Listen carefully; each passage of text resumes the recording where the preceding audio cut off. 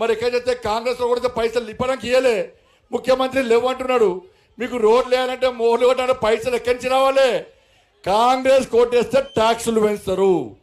ఇవాళ 1400 కోట్ల రూపాయలు పట్టుకొచ్చిన మీ ట్యాక్సులు పెంచినా నేను? మీ ఇంటి పన్ను పెంచినా? మీ నల్ల పన్ను పెంచినా? మీ కరెంటు ఛార్జీలు పెంచినా? ఇలా మా కొట్టేస్తే పన్నులు పెంచకుండా ఢిల్లీ నుంచి పైసలు తీసుకొచ్చే అవకాశం మాకుంటుంది. కాంగ్రెస్ వాళ్ళకు ఇండిపెండెంట్లకు ఓటేస్తే ఇలా వాళ్ళు పన్నులు పెంచి మీ పైసలు మీకే ఇచ్చే ప్రయత్నం చేస్తారు. అక్క ఇప్పుడు 50 కోట్ల రూపాయల సీట్ కార్పొరేషన్లు ఉన్నాయి, 50 కోట్ల రూపాయలు ఉన్నాయి. ఇంకా అవన్నీ మీ రోడ్ల కోసం, మీ మోర్ల కోసం, మా రామచంద్రపూర్ కాలనీ ఆ గౌతమ్లో గుడి కట్టాలి, గుడి కట్టిస్తా అని చెప్పిన, మొత్తం సగం పైసలు మొత్తం పూర్తి చేస్తా అని చెప్పిన, ఆ రజకావాడలో మండలేశ్వరాలను కట్టిస్తా అని చెప్పిన, ఏజియాలో చేస్తా అని చెప్పిన, ఇలా అన్ని ఇంటర్నల్ రోడ్స్ అన్ని కూడా చేస్తా. మా ప్రశాంత్ చెప్పింది ఇక్కడ తీసుకొచ్చి ఆ శానిటేషన్ వెహికల్ అన్ని తీసుకొచ్చి ఇండ్ల మధ్యలో పెడితే ఇలా బతుకుడా సచ్చుడా? ఎవడైనా తీసుకుపోయి చెత్త తీసుకుపోయి ఊరోతలు ఇస్తాడు, వ్యాన్లు తీసుకుపోయి ఊరోతలు పెడతాడు. ఊరోతలు పెట్టి తీసుకొచ్చి ఇండ్ల మధ్యలో పెడితే ముక్కు మూసుకొని కూడా నడవలేని పరిస్థితి ఇవ్వాలి.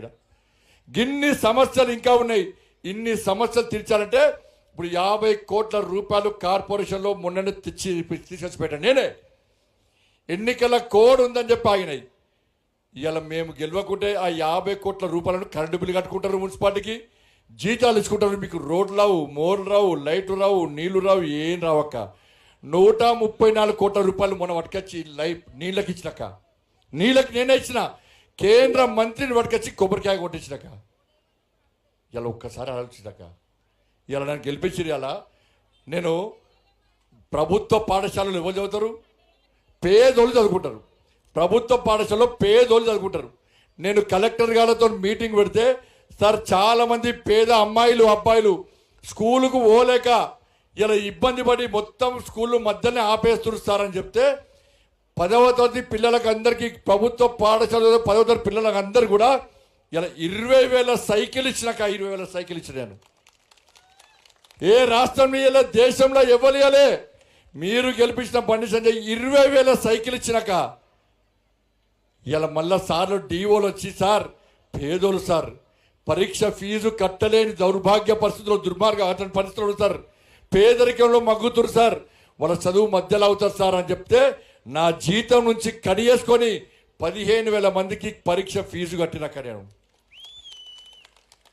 ఇలా ఇక్కడ ముస్లిం స్కూల్ ఉన్నది, ముస్లిం అమ్మాయిలందరూ కూడా వీడియో పెట్టారు.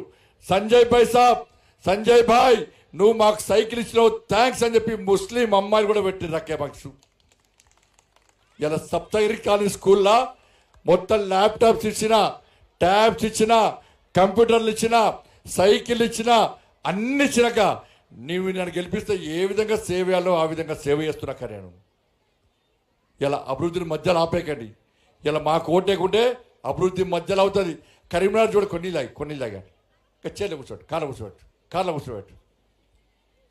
అభివృద్ధి మధ్యలో అవుతుందాక అభివృద్ధి. వచ్చే నిధులు అవుతాయి, రోడ్లు మధ్యలోనే ఆగిపోతాయి, మోరీలు మధ్యలోనే అయిపోతాయి. మీకు పెన్షన్లు రావు, మీకు ఇల్లు రావు. 2,40,000 ఇల్లు మోడీ స్థాపిస్తే మరి వాడలో ఇన్ని రోజులు గెలిచిన వాళ్ళు, ఇన్ని రోజులు ఉన్నోళ్ళు మీకు ఒక్కరికన్నా ఒక డబుల్ బెడ్రూమ్ ఇచ్చి రా ఎవరికన్నా. మరి మోడీ సారేమో 2,40,000 ఇల్లు ఇచ్చే, మీకు ఒక్కటి రాకపోయా.